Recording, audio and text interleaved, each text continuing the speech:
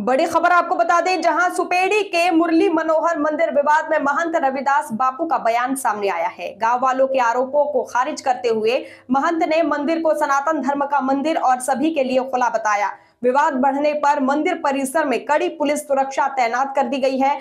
साथ ही गांव वालों के बीच का विवाद अब और गंभीर हो गया है। एक तरफ गांव वालों ने मंदिर के महंतों पर गंभीर आरोप लगाए और गांव बंद और चुनाव के बहिष्कार का ऐलान किया। दूसरी तरफ मंदिर के महंत रविदास बापू ने मीडिया के सामने आकर अपनी सफाई पेश की है।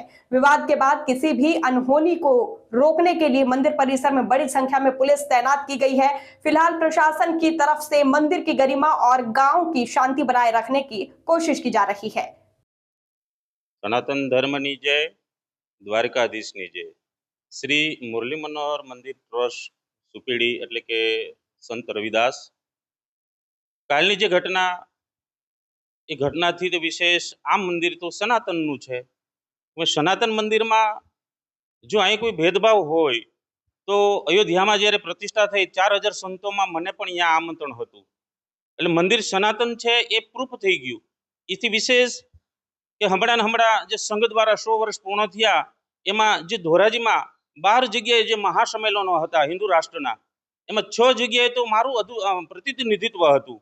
તો આ સનાતન મંદિર છે અહીંયા બંને ટાઈમ જે 56 ભોગનો ભોગ પધરાવવામાં આવે છે એમાં જે મંદિર પરિસરમાં પ્રથમ આવેલા હોય અમે કોઈને જ્ઞાતિ પૂછતા નથી, એમના હાથે જ ભગવાનને અમે જમાડીએ છીએ। બીજું અહીં બંને ટાઈમ અંક્ષેત્ર હાલે છે અને રોજ માટે મનોરથ હોય છે ધજાજીના।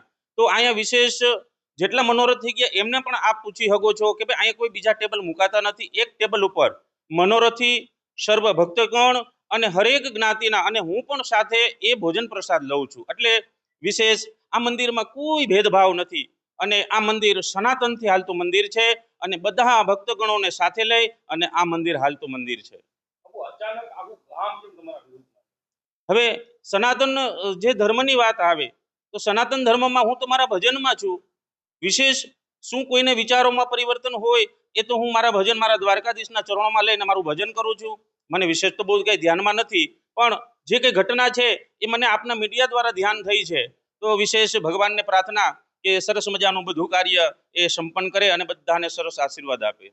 તમારો વિરોધ છે અને તમારી ત્યાં બે તો આવે છે જેનો વિરોધ કરવામાં આવે છે જ્યાં સુધી આ મંદિરને અને આ ગામ છોડીને નહીં જાય ત્યાં સુધી અમારું આંદોલન ચાલુ રહેશે અને ગામ બંધ રહેશે અને મતદાનનો બહિષ્કાર કરશે।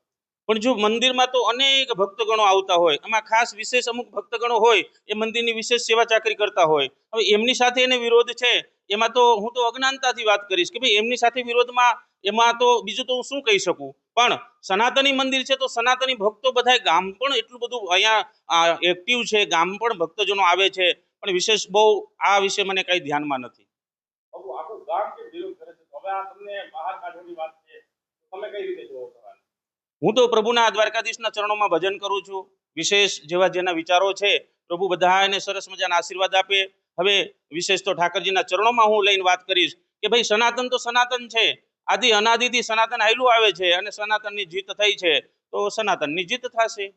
બસ વિશેષ કે આપણી ગુજરાતીમાં કહેવત છે કે ઘીના ઢામમાં ઘી પડી જાય અને બધા ભક્તજનો ગામ સહિત બધા ભગવાનના ભજન કરે, ભગવાનના દર્શન કરે અને નિત્ય ભગવાનની સેવામાં તરબોળ રહે, એ જ અમારી સાધુ સંતોની પ્રાર્થના।